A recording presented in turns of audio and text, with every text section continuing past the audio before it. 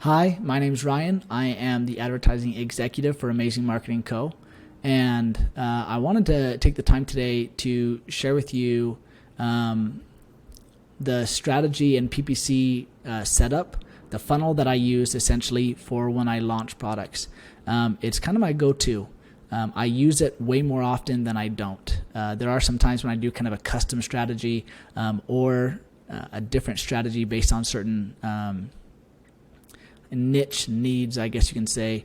And but this is really my go-to, and I base a lot of my funnels off of this one because it's so versatile and it can be used so many ways and so effectively over time, even with different budgets. So obviously, the less budget you have, the longer it takes to work. But it's really just a keyword harvesting strategy, which is just it's a good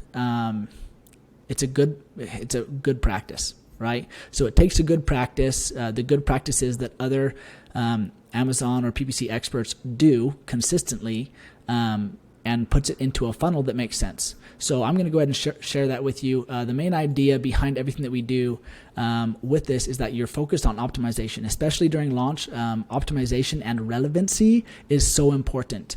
You want to be relevant to your target audience and to your category. And Amazon bases that off of, do you appeal to a broad audience or a niche audience within your search terms or your relevant search terms, right? And then that you can test out different things. So the idea of it is that we're testing out on a broad level first, getting a whole bunch of data points, and it's okay if we spend a higher ACoS in order to get those, because we're just looking for where conversions occur. And then we take those and we funnel those down into kind of an optimization in a manual campaign. So broad audience, that's usually going to be kind of an automatic campaign type thing where Amazon kind of tests things out. And then optimization, we take it over as far as manually, and we try and tell Amazon, hey, we want you to test out more of this keyword, test out different variations of it. We want to adjust cost per click. We want to do some changes. And then we move it to maybe a manual exact campaign where we are testing out something specific and testing that out, right? So all of marketing and optimization is just test everything again and again. So basically, if you take that funnel and turn it sideways, this is what it is. This is how I set it up. So on the far left, I usually use an auto campaign to start. You can do an as optional is a category campaign, and that's a product targeting campaign. But it's just amongst all the kind of competitors within a category, and you can narrow that down. But I usually do auto. And so in the auto campaign, you test out ASIN competitors, competitor ASINs that are similar to yours or complementary to yours. And that's what the auto campaign does as far as ASIN targeting. But they also do keyword targeting or search term targeting, and they do that with exact and also maybe a fraud or not something that might not be as relevant for you, but it tests those out too. Right? So when a product, when an ASIN targeting occurs and there's one or two sales, depending on what my keyword or my key indicator is that I'm using for conversion, for the relevancy, right? As soon as sales occur, if it's an ASIN, I move it over to, I create a manual campaign, and I call it the product pool campaign, and I only target products in there. Okay, so competitor products, whether they are complementary or similar, right? So then I also create a broad pool campaign, a manual broad pool campaign where I only target broad matches. And then I also create an exact pool campaign where I only target exact match keywords, so that when a conversion or two conversions or whatever that key indicator threshold is for you, in the auto campaign, if for example dog collars, if I'm selling a dog collar and I have a sale that is dog collar, that was under the search term dog collar, I will then take that search term dog collar and I'll put it in as a broad match in the broad pool and an exact match in the exact pool. And then I will negative phrase it within the auto campaign so that there's a negative phrase match in the auto campaign for dog collar. I will then come to the broad pool and I'll put a negative exact search term for dog collar in the broad pool. So that way exact pool is only testing out the exact keyword of dog collar, whereas broad pool, it's not ever going to test out dog collar specifically. It might test out dog collar for my dog. It might test out blue dog collar, red dog collar, like any variation of that. But I've already kind of dropped dog collar down to the bottom of the funnel and said, hey, I want to test this out.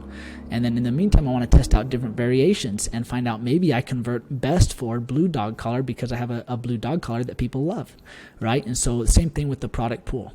The product pool campaign tests out a whole bunch of variations. And once they're in this optimization phase, I will quickly find out if there are some things tested in auto campaigns or in broad campaigns or in exact campaigns that aren't working for me. So in auto campaign, I can either just pause that. I can either pause something, or I can put in a negative keyword or ASIN.